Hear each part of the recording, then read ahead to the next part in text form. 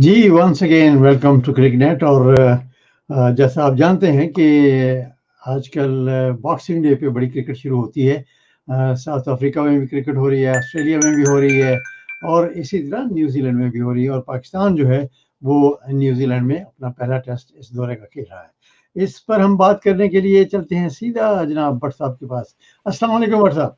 वालेकुम सलाम भाई जी। और सब मतलब एक बार फिर बॉलिंग ने तो कमाल किया है। दे वर 13 for 2 and all of a sudden अब सिर्फ एक विकेट और उन्होंने गंवाई है और 222 रन उन्होंने बना लिए, 221 फॉर 3 फर्स्ट डे में। अब कैसे देखते हैं कि कुछ कैचेस भी मिस हुए हैं, फील्डिंग जो है हमारी बड़ी कमजोर रही है इस टेस्ट में। जी। हाँ जी, स्टार्ट करते हैं। सबसे पहले टॉस अच्छा जीता पाकिस्तान ने। और उससे भी पहले हम अपनी टीम सिलेक्शन की बात करते हैं। जी जी। और टीम सिलेक्शन में मुझे मेरे नज़र में अच्छी सिलेक्शन नहीं की इन्होंने। हसनैन फास्ट बॉलर था जो कि पिछला T20 भी खेल चुके हैं, तो वो प्रैक्टिस में थे।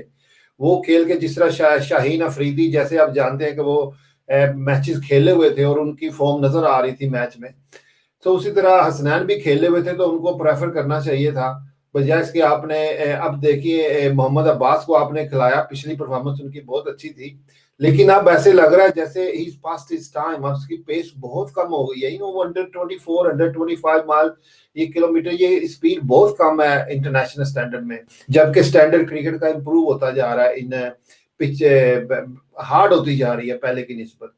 तो मेरे ख्याल में यहाँ पे पाकिस्तान ने एक गिव अवे कर दिया अपना जो एडवांटेज था टॉस का। और जब आप टॉस जीते हैं ना, जब टॉस जीत के आप अपोजिशन को बैटिंग की दावत देते हैं, तो जी फिर जी। You go with full full attack के साथ आप अटैक करते हैं उनके साथ, दूसरी टीम के ऊपर। आपकी बेस्ट फास्ट बॉलिंग जो होती है उसको बिल्कुल आप अग्रेसिवली उसको अटैक करते हैं। लेकिन जब आपने टॉस जीत के उनको बैटिंग की दावत दी, तो आपने मोहम्मद अब्बास जैसे very very medium space bowler के साथ बॉलिंग ओपन करनी शुरू कर दी। लेकिन उसकी लाइन एंड लेंथ जो है वो तो बड़ी जबरदस्त होती है। अ, वो जी देखा गया ये। जावेद भाई, लाइन एंड लेंथ जितनी भी अच्छी हो, लेकिन आपके पास टाइम ज्यादा होता है। बजाय इसके कि एक बॉलर जो 150 किलोमीटर की स्पीड से गेंद कर रहा है और 125 की गेंद कर रहा है, तो आपको इतना लेवरेज मिल जाता है आपको अपना शॉट एडजस्ट करने का। आप कमिट भी कर चुके होते हैं ना, फॉरवर्ड बैकवर्ड कहीं पे भी, या लेट हो चुके होते हैं, तो आप उसको कवर कर जाते हैं विद स्लो स्पीड। अच्छा, तो आपका क्या ख्याल है कि अब्बास की जगह किसको खिलाना चाहिए था? देखिए, मेरी नज़र में तो बहुत से बॉलर हैं जो फास्ट बॉलर, उससे अच्छे बॉलर हैं। मीन हमारा वहाब रियाज भी खेल रहा है। हसनैन जैसे मैंने आपको कहा कि वो अभी T20 भी खेल चुका था, उसकी फॉर्म भी होनी थी, उसका रनअप भी सारा कुछ अच्छा होना था। एक तो उन्होंने वहां पे गलती कर दी कि फास्ट बॉलर उसका इतना बाउंस भी है, यंगस्टर भी है, उसको नहीं खिलाया। जैसा कि आपने देखा, उसने रन तो नहीं दिए अब्बास ने, लेकिन वो were easy manageable. International cricket में इतने बड़े खिलाड़ी आराम से पेस के बगैर मैनेज कर लेते हैं। सही। दूसरी गलती आपने की, फ़हीम अशरफ को फिर खिला दिया। Faheem Ashraf I feel it's below average, is not इस स्टैंडर्ड का प्लेयर नहीं है, बॉलर नहीं है।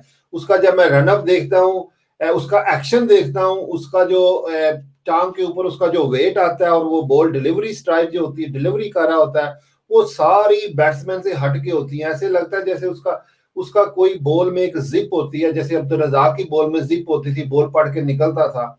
अजहर महमूद बॉलिंग करता था, तो वो बैट्समैन को डेंजरसली उसको खेलना पड़ता था, डिफरेंट स्पीड्स के साथ गेंद करता था। वेरिएशन होती थी, उसकी स्पीड में वेरिएशन होती थी, लाइन और लेंथ में वेरिएशन होती थी। तो इस मिसिंग इन फ़हीम अशरफ से बॉलिंग। तो मेरे ख्याल में पाकिस्तान ने ये गलती की।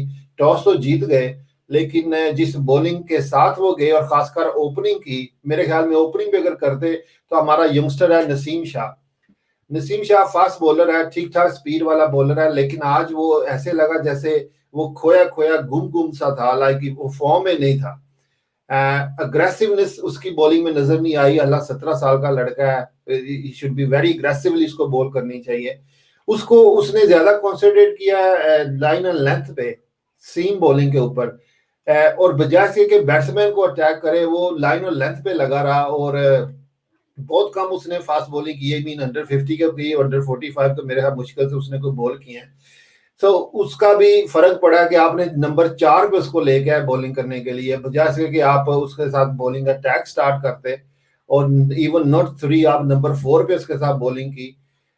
जो हमारा फास्ट बॉलर यासिर शाह जो मैंने देखा यासिर शाह, फास्ट बॉलर आप कह रहे हैं उसको? ना ये स्पिनर बॉलर जो हमारा यासिर शाह था, ये हमारा 5वें बॉलर जी, जिसके साथ खेले हैं, मुझे बहुत ओवरवेट लगा, ये बहुत ओवरवेट। मुझे तो लगता है इसने वो सोमो पहलवानी नहीं जापान में जो होती है उसके साथ हम कोई शुरू कर दिए। उसमें इसको मौका मिल जाएगा। He was very much overweight and then उसके बाद नॉन सीरियस दिखाई दिए ग्राउंड में मुझे कि अच्छा, ऐसा what about overall the fielding? Fielding में कैच भी छूटे हैं आज। हाँ जी, हाँ जी, बिल्कुल। आप जानते हैं, आप इतने बड़े प्लेयर का केन विलियमसन का कैच छोड़ देंगे तो वो आपको आसानी से स्पेयर नहीं करेगा, जैसे आपने देखा। और वो छोड़ने वाला नहीं है, 94 नॉट आउट पे बैटिंग कर रहा है, इतना अच्छा प्लेयर। और जिस तरह से उन्होंने अपनी इनिंग बिल्डअप किया है, आप भी जानते हैं कि कितना मुश्किल था रन करना उस पिच के ऊपर।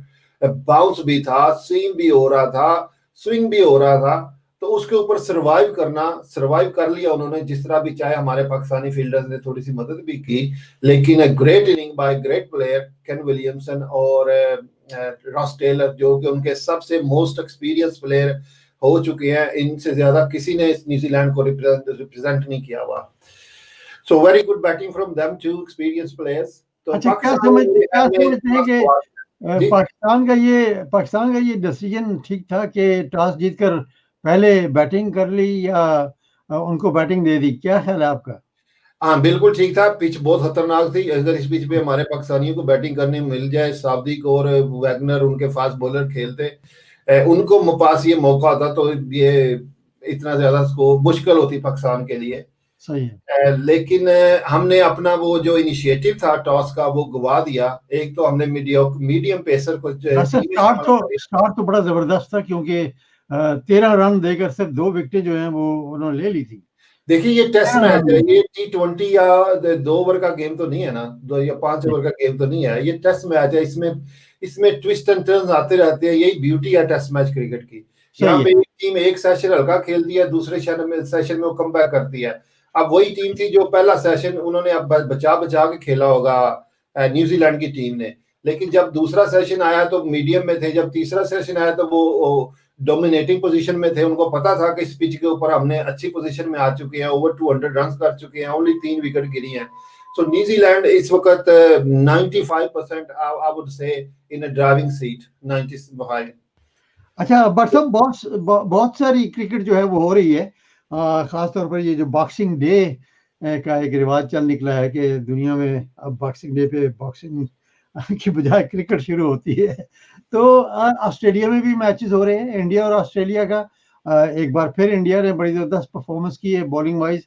उन्होंने 195 पे ऑल आउट कर दिया है ऑस्ट्रेलिया को। तो जी जी, उसको कैसे देखते हैं आप?